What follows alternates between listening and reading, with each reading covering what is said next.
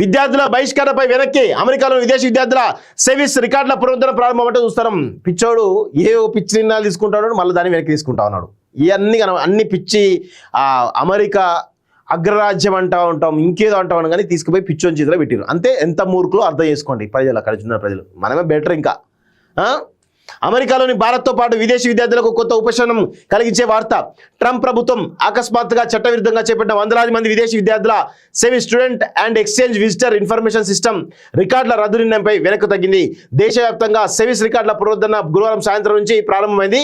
కోర్టుల ఆదేశాల నేపథ్యంలో ట్రంప్ ప్రభుత్వం ఈ మేరకు చర్యలు తీసుకుంది. రికార్డుల రద్దు సవాల్ చేస్తూ దావా వేసిన విద్యార్థులతో పాటు అమెరికా వ్యాప్తంగా ఉన్న ఇతర విదేశీ విద్యార్థుల సెవిస్ రికార్డుల పునరుద్ధరణ జరుగుతుందని ఇమిగ్రేషన్ న్యాయవాదులు వెల్లడించారు.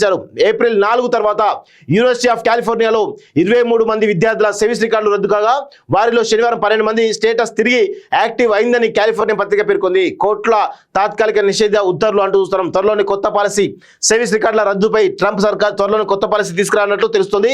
సెవిస్ రికార్డుల టెర్మినేషన్ ఫ్రేమ్ వర్క్ కు సంబంధించి ఇమిగ్రేషన్ కస్టమ్స్ అండ్ ఎన్ఫోర్స్మెంట్ ఒక పాలసీ రూపొందించే పనిలో ఉంది. సో ఈ విద్యార్థులు ఎవరైతే చదువుకోవడానికి వెళ్తున్నారో దానికి సంబంధించినటువంటి ఒక రికార్డ్ సిస్టమ్ ఉంటుంది. సో దానిపైన ఆ రికార్డ్ సిస్టమ్ రద్దు చేయడంతో చాలా మంది విద్యార్థులు భవిష్యత్తు అంధకారంలో పడింది. సో వాళ్ళు కోర్టుకి వెళ్ళి తెచ్చుకున్నారు. దాంతో బుద్ధి వచ్చినటువంటి ట్రంప్ మళ్ళీ దాని వెనక్కి తీసుకున్నట్టు తెలుస్తూ ఉంది. ఇమిగ్రేషన్ ఆపరేషన్ అడ్డుకున్నందుకు జడ్జి అరెస్ట్ అట. ఇమిగ్రేషన్ అరెస్ట్ ఆపరేషన్ అడ్డుకున్నందుకు, అరెస్ట్ నుంచి ఒక వ్యక్తి తప్పించుకునేందుకు సహకరించాలనే ఆరోపణలపై అమెరికాలోని విస్కాన్సిన్ రాష్ట్రం మిల్వాకీ కౌంటీ సర్క్యూట్ జడ్జి అన్నా దుగాను FBI బుధవారం శుక్రవారం అదుపులోకి తీసుకుంది. జడ్జిపై ఒక క్రిమినల్ ఫిర్యాదు దాఖలైంది అంటూ చూస్తా ఉన్నాం.